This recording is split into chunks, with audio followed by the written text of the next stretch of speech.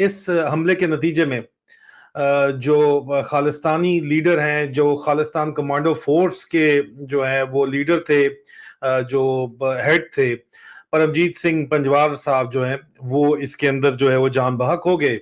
परमजीत सिंह पंजवार, उसको लाहौर में आज मोटरसाइकिल पर आए दो बदमाशों ने पॉइंट ब्लैंक रेंज से गोली मारी है। जब 35% तक महंगाई बढ़ी थी उसी वक्त लोगों की चीखें निकलना शुरू हो गई थी, लेकिन अब तो बाकायदा तौर पर इन्फ्लेशन बुरी तरह से बढ़ता जा रहा है। लाहौर के अंदर जौहर टाउन में ये लोग, जाहिर बात है जिम्मेदारी जो है वो आईएसआई की थी और ये रॉ का ऑपरेशन था, जरा ये दावा करते हैं।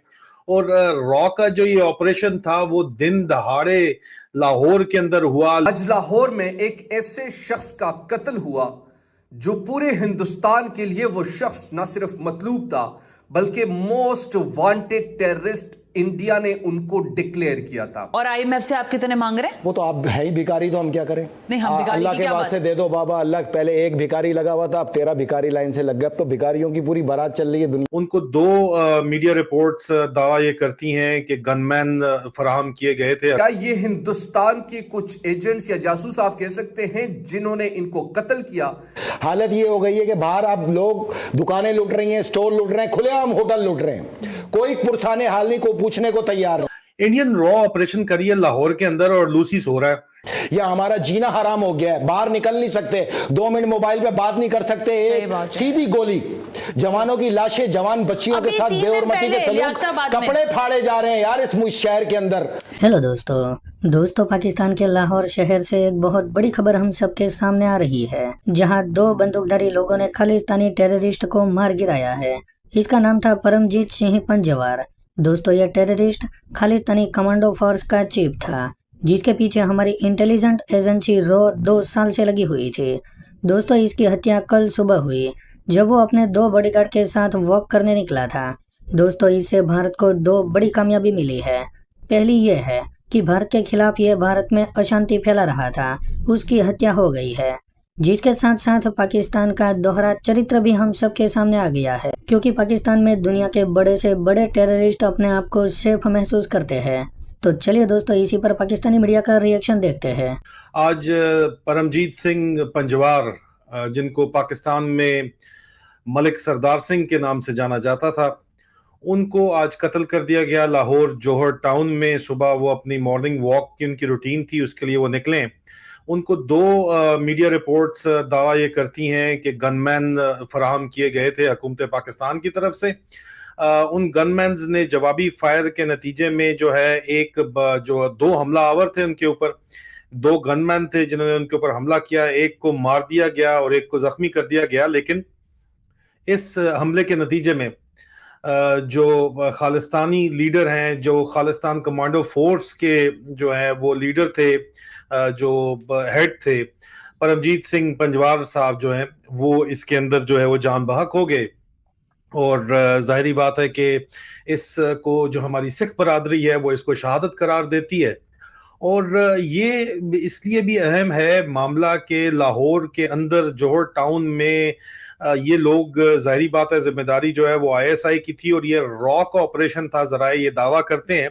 और रॉ का जो ये ऑपरेशन था वो दिन दहाड़े लाहौर के अंदर हुआ। लेकिन लाहौर में अगर आप देखा जाए इस वक्त, तो ये लोग जो हैं, इनको जो जिम्मेदारी दी गई है ये उन लोगों को भी नहीं संभाल सकते।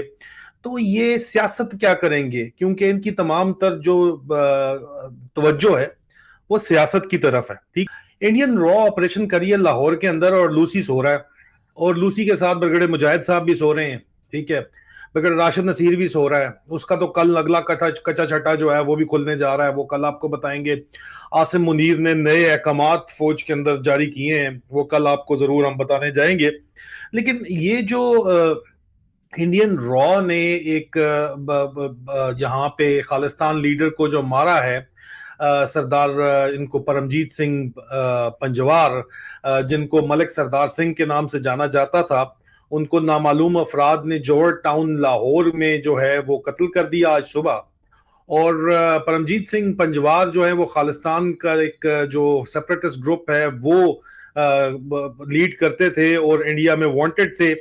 और ये मिस्टर हनी बनी लेफ्टिनेंट जनरल नदीम अंजुम का फेलियर है, जनरल आसिम मुनीर जो कि DGMI और DGISI रह चुके हैं उनका फेलियर है।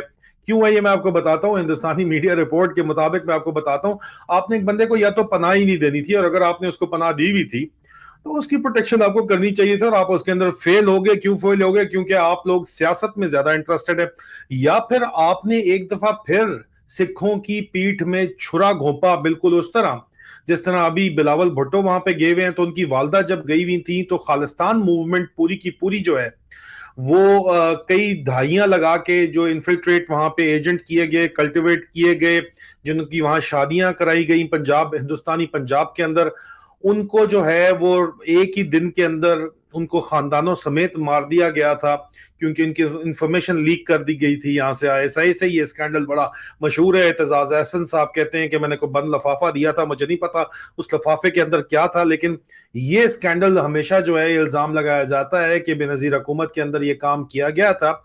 और जनरल कल्लू जो है ISI की तारीख में रिटायर्ड लेफ्टिनेंट जनरल कल्लू को लगाया गया था वहां पे, और जनरल कल्लू से ये बेनजीर ने उस वक्त तो ताकत में थी ज़िया-उल-हक की जो है वफात के बाद, तो फिर उन्होंने ये काम किया था, और उन्होंने जो है वो पीस इनिशिएटिव के तौर के ऊपर खालिस्तान नेटवर्क पूरा दे दिया था। अब क्या ये वजह है इसकी? ये भी गौर तलब सवाल है। एक बहुत बड़ा सवालिया निशान जो है वो यहाँ पे खड़ा होता है इस फेलियर की वजह से। पाकिस्तान में, खासकर कराची में, जब नौजवान बच्चा या बच्ची घर से सुबह निकलती है ना, तो माएँ आजकल एक लफ्ज़ कहती हैं, बेटा कोई लूटने वाला है, जो हो वो दे देना, सही, मज़ामत नहीं करना। तो सैकड़ों लाशें गिर रही हैं। हालत ये हो गई है कि 25 से 30 हज़ार स्नैचिंग की वारदातें रोज़ की हैं कराची में। 19 हज़ार तो आपका स्टैट है, लेकिन 30 से ऊपर है अनरजिस्टर्ड जो हैं। तो अगर आप ये मालियत लगा लें तो 1.5 अरब रुपए रोज़ कराची के शहरियों से छीना जा रहा है। साल में ये तादाद बन जाती है 576 अरब रुपए। इतना बड़ा ख़जाने की अगर लूट है और उस पर कोई पूछने वाला नहीं है, कोई पुरसाने हाल नहीं है, उसकी बुनियादी वजह दूसरों सूबों से लाके या पुलिस वाले लाके मुसल्लत कर दिए, जो क्राइम रेट को बढ़ाने का असल सबब है। मतलब मेरे शहर में कोई पुलिस वाला भी इस लायक नहीं है यहाँ का रहने वाला कि वो थाने में लगे। हालत ये हो गई है कि बाहर अब लोग दुकानें लूट रही हैं, स्टोर लूट रहे हैं, खुलेआम होटल लूट रहे हैं, कोई पुरसाने हाल नहीं, कोई पूछने को तैयार नहीं। IG और ये लोग आपको नहीं लगता? No, not IG। Who is responsible? Chief minister, governor. Of course, अगर जमहूरियत है तुम्हारी और ये जमहूरियत के टोकरे पे तुम लेके चल रहे हो, जमहूरियत कहते किसको है इस मुल्क में? ये समझाएं इस अवाम को। अवाम जमहूरियत कहते हैं जमहूर की मंशा को, दुरुस्त। अवाम कहते हैं जमहूर को, बेशक। उसकी मंशा अगर तुम इलेक्ट करके लाई और तुम गए पार्लियामान में, तो ये हो गई पार्लिमानी जमहूरियत, दुरुस्त हो गया। ऐसा ही है। हाँ। तो यू आर रिस्पॉन्सिबल। इस रिस्पॉन्सिबिलिटी को कैसे तय करेंगे? आवाम को अब मेरी सोच पे आना पड़ेगा जो मैं ला रहा हूं, और अगर अब भी आवाज ना उठाई और खामोशी रही तो हम ये तसव्वुर कर लेंगे ये अल्लाह की लानत और अजाब है इस कौम के ऊपर।